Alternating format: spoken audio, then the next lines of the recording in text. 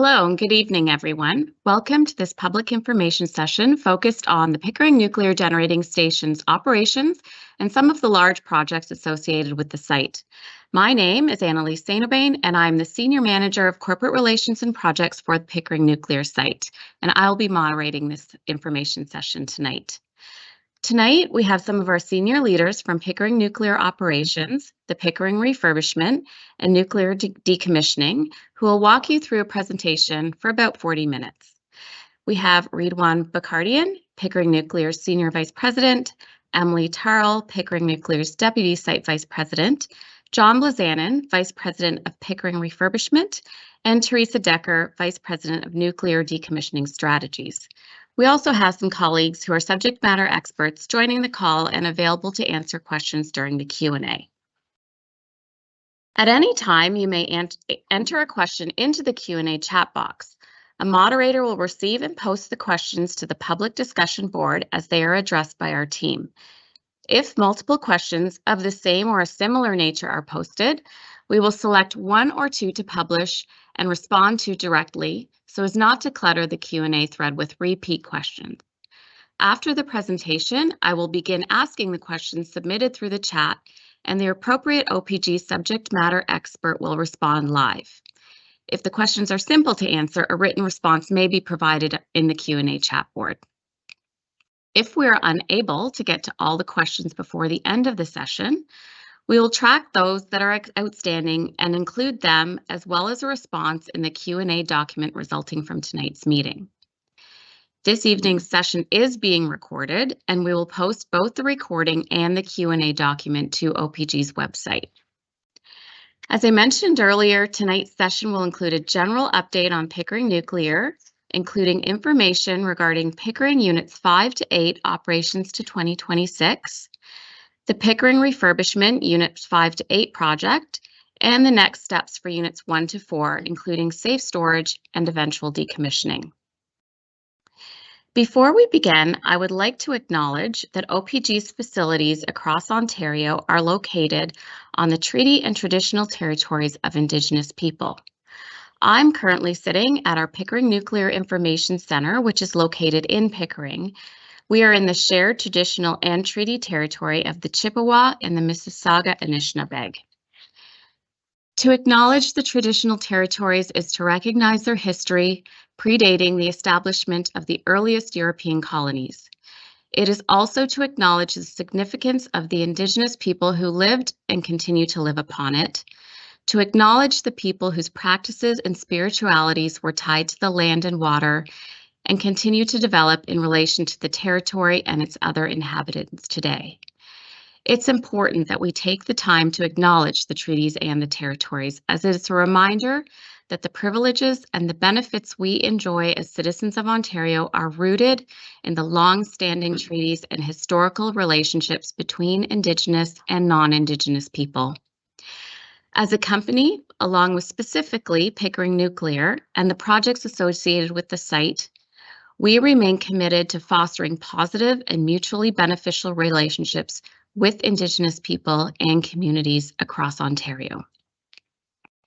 I'll now pass it over to our Senior Vice President of the Pickering Nuclear Station, Ridwan Bakardian, to kick off the presentation.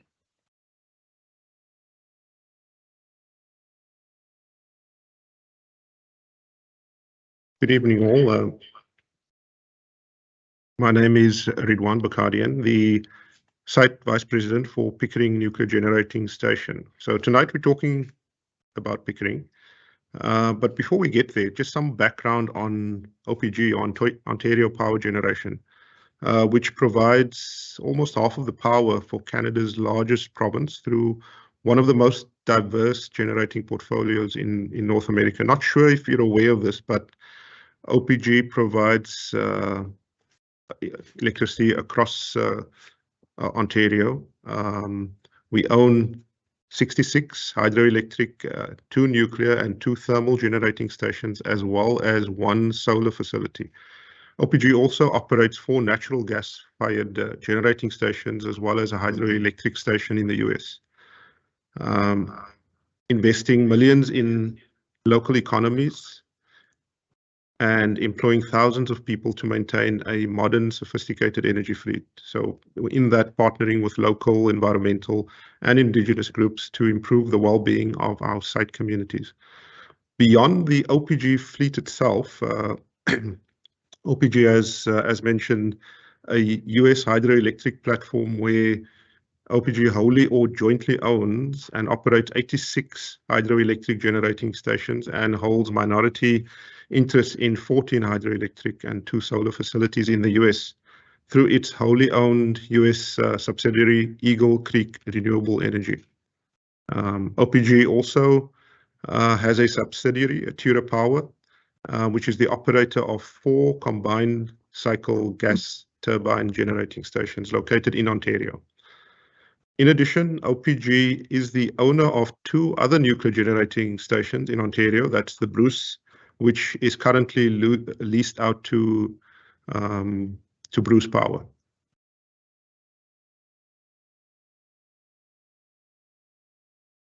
So as I move on then, as Annalise mentioned earlier, Pickering Nuclear has been a proud part of this community for decades.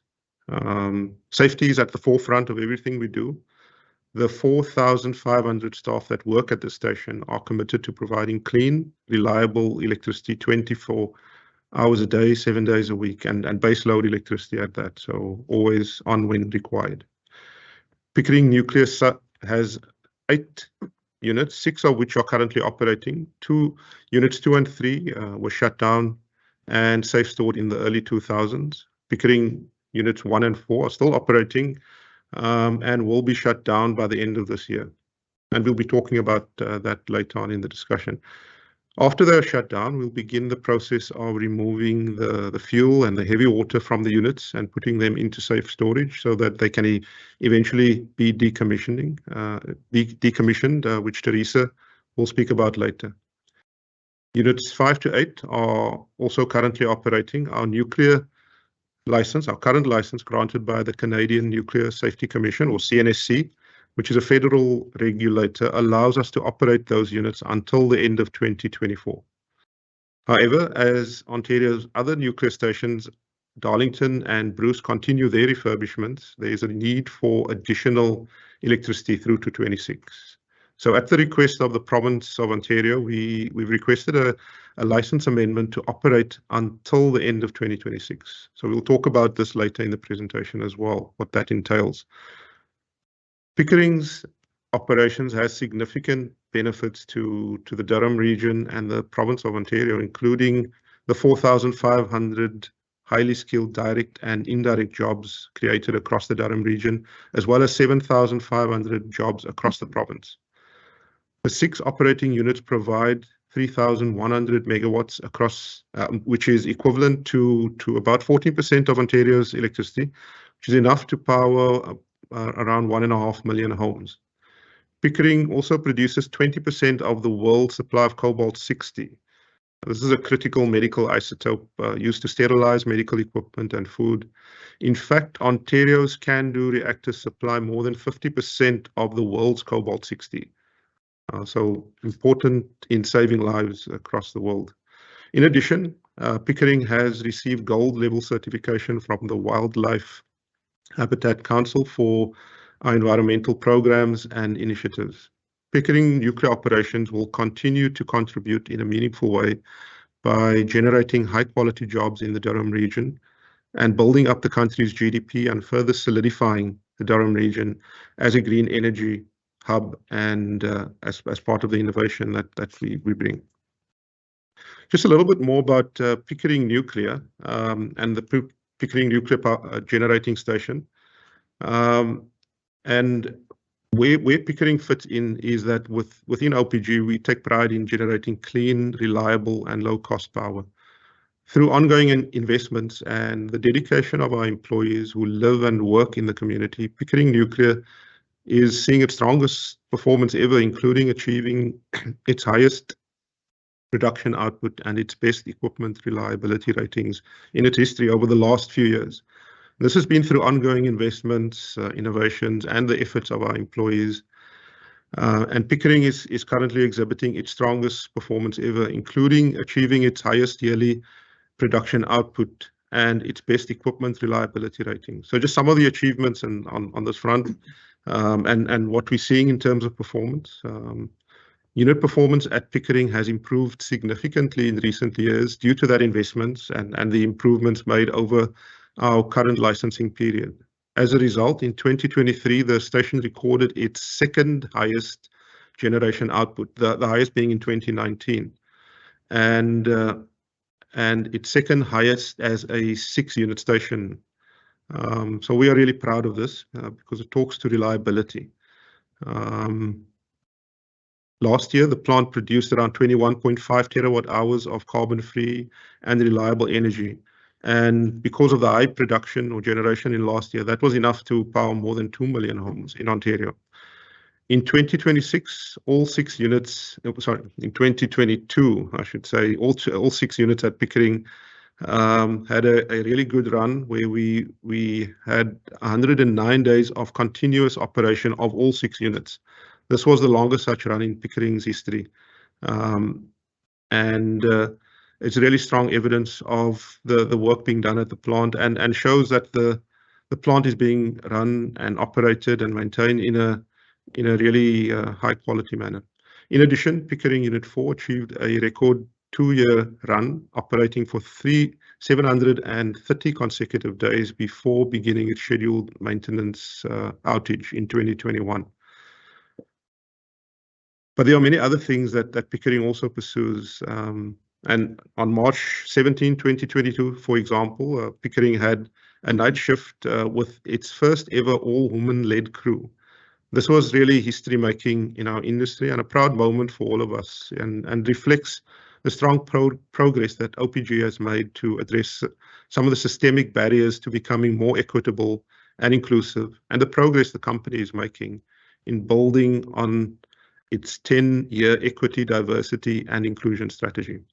Also, in 2021, the City of Pickering recognized the Pickering Nuclear Plant with an environmental award in recognition of the more than 1 billion tons of climate change causing greenhouse gas emissions that have been avoided by having Pickering operating where it is.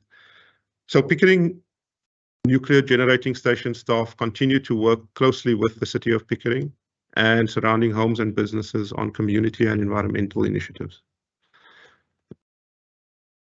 In 2018, late in 2018, OPG began working with the IESO, the system operator that looks after electricity to the province, ensures that we supply that to all as required.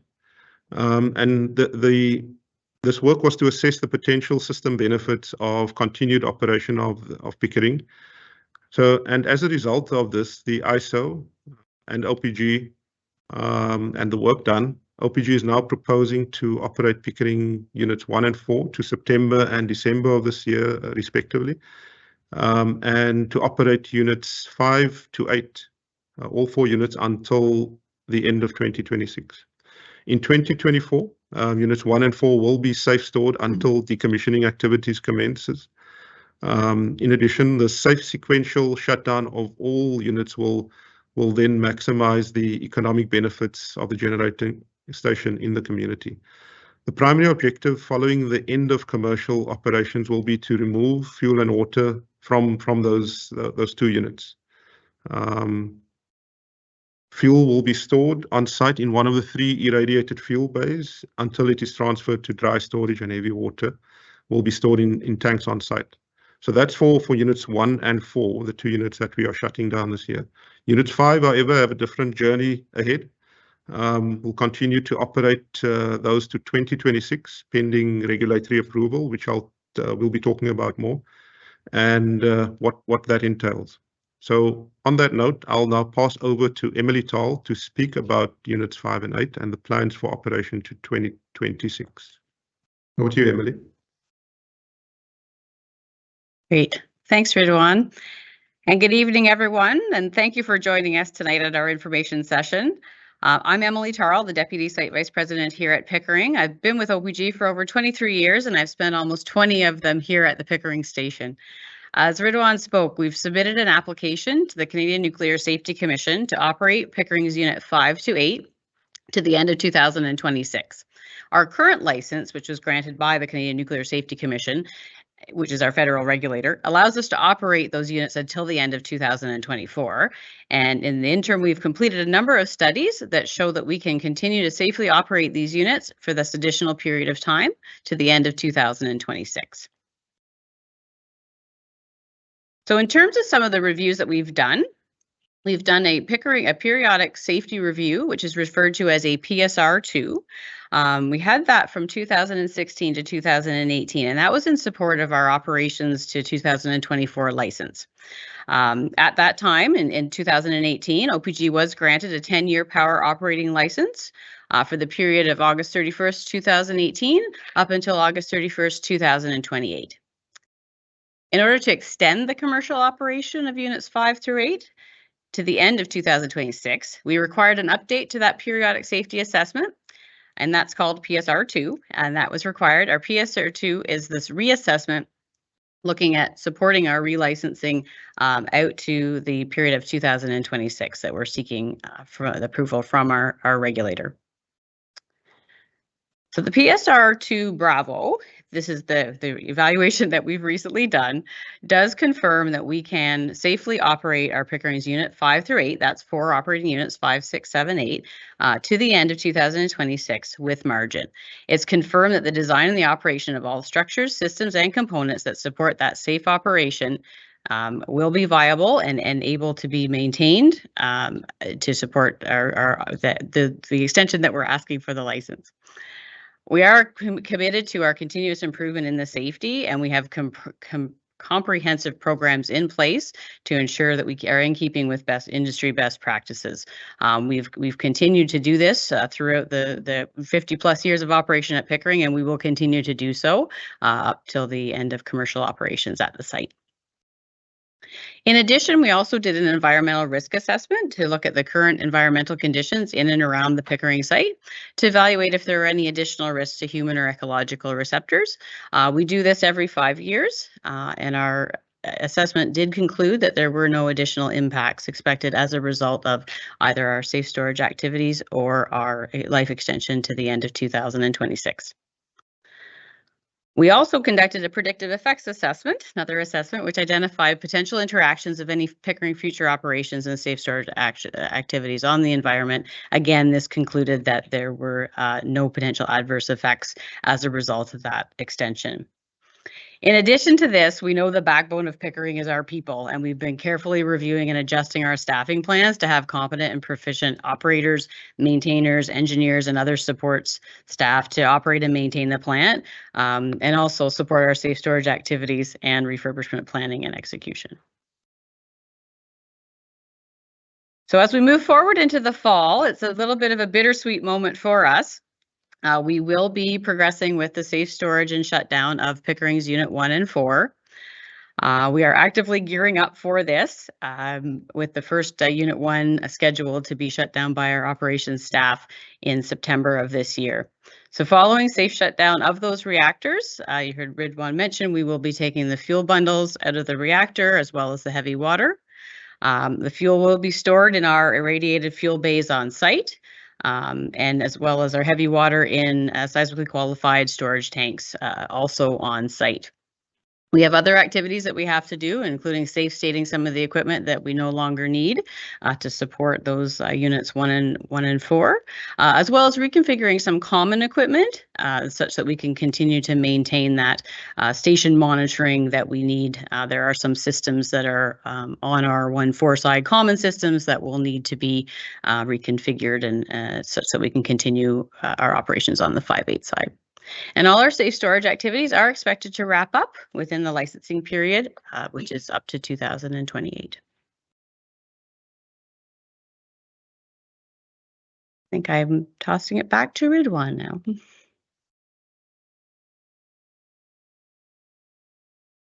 Thank you, Emily. So we've got a slide up there. I'll put a slide up just to show Pickering at a glance what's happening with each of the units at the station. And what we can see is that Pickering Units 2, they are not in operation, they're in safe storage, which basically means we've got surveillance on them, but plants it's been in storage, and that's for the next 30 years. And they'll eventually be decommissioned, which mainly involves the dismantling and demolition of the facilities. Once that's done, site restoration can then proceed if that's the as we move forward. Units 1 and 4, we've spoken about, they're set to retire by the end of 2024. They will also undergo the safe storage stabilization phase and will be on the same path as Units 2 and 3 with respect to safe storage, decommissioning, and site restoration. Units 5 and 8, or 5 to 8, are still in operation, as discussed earlier, and based on the electricity deficit expected by the province in the next 5 years, we were requested by the province to explore the option to continue operating until the end of 2026. So a license amendment application was submitted to the Canadian Nuclear Safety Commission, the nuclear regulator, back in June 2023, to continue operating those units until 2026. And later on this year, in the summer period, we'll be having a license hearing to review our application to operate until 2026. That's facilitated by the CNSC.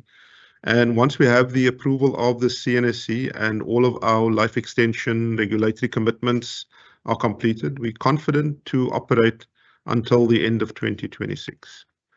In parallel, we have also submitted a feasibility study to the province for the refurbishing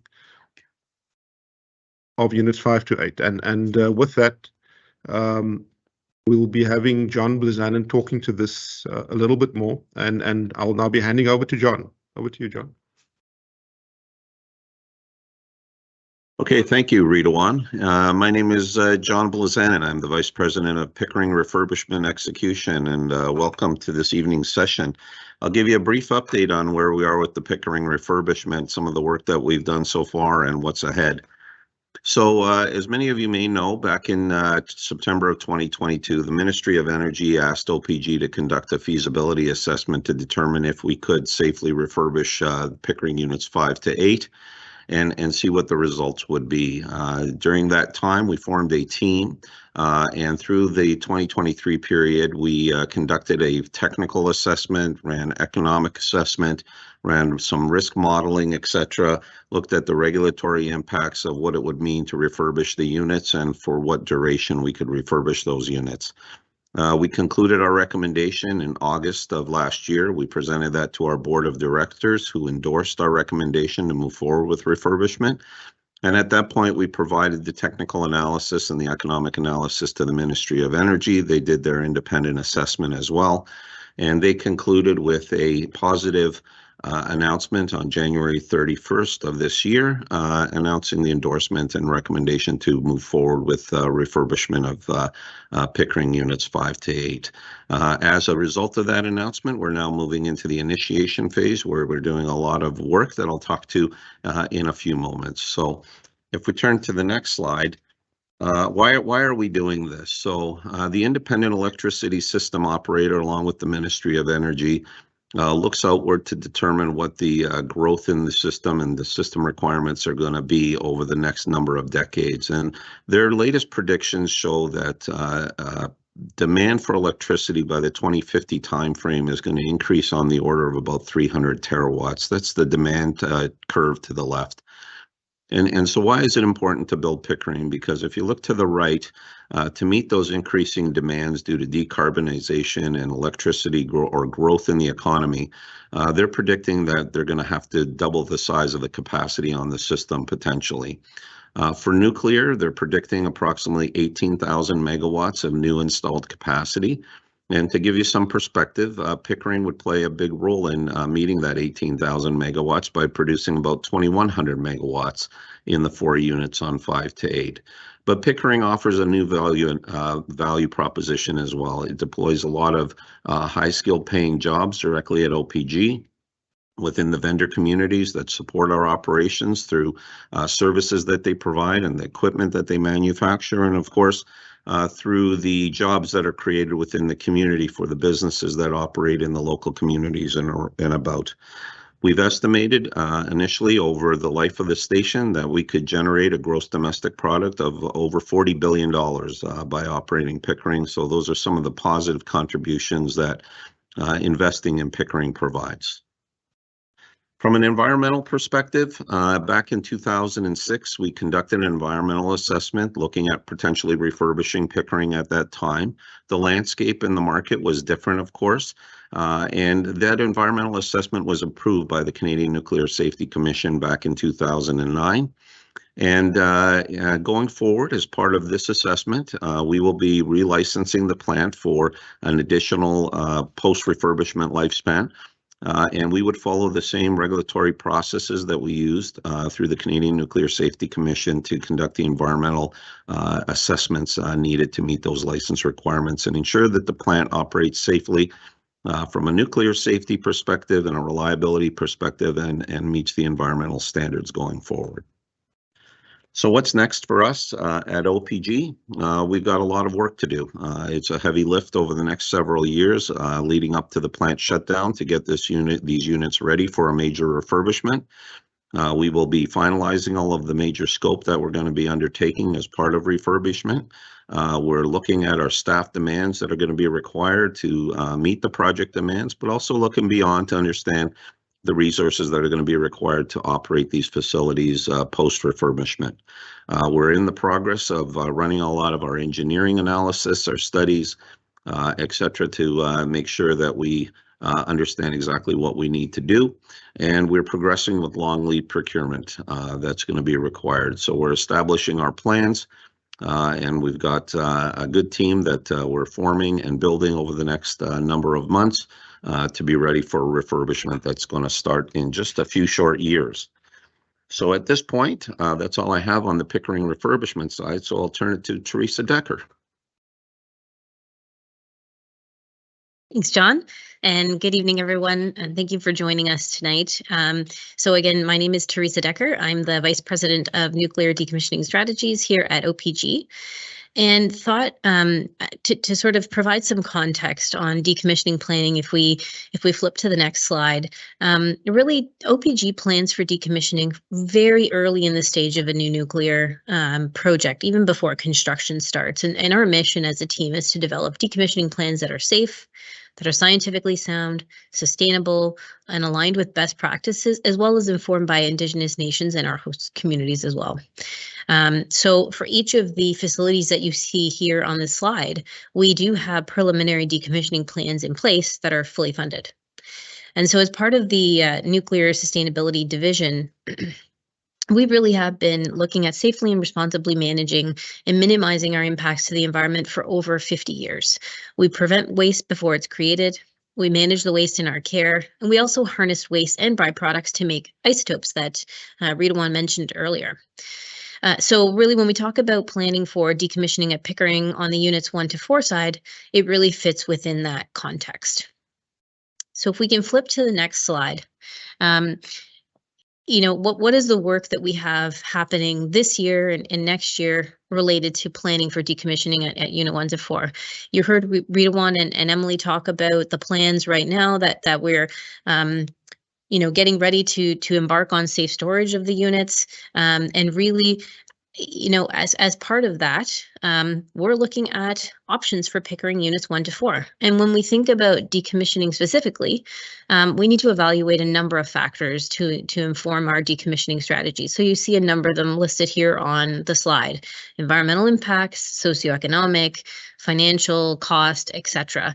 These are the factors that we are evaluating this year to really look at what is the right option for Pickering units 1 to 4.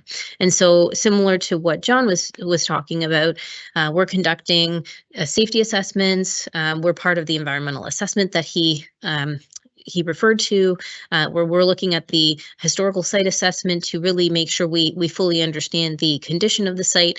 All of that work is going to feed into ultimately what the right plan is for units 1 to 4. And we're also working pretty closely with John's team to make sure that we're thinking about optimization opportunities for both sets of activities that are happening at the station at parallel points in time potentially, and that ranges from the different types of facilities to even thinking about resourcing and how do we optimize that.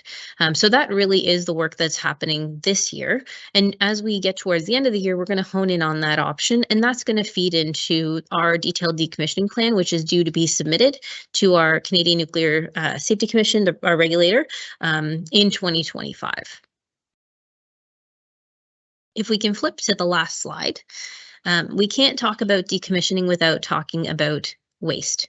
As I mentioned, we really look hard at preventing waste before it's even created, managing the waste in our care very carefully and safely, and harnessing waste that we can to try to make sure that whatever is left is as little as feasible. And with that being said, there is still some waste that remains at the end of the day. And so OPG is committed to safe and permanent disposal of nuclear waste in each of these categories, whether it's high level, intermediate level, or low level. And as it relates to low level waste specifically, it really is our responsibility to look at that permanent disposal option. So in 2024, we're going to be embarking on a province-wide learning phase to seek a willing host community for a low-level waste disposal facility. We're going to be starting with First Nations, and then we're going to be engaging with municipalities as well. And really, it's intended to be two-way dialogue on this concept of a low-level waste disposal facility. With that, I'm going to pass it back to Annalise.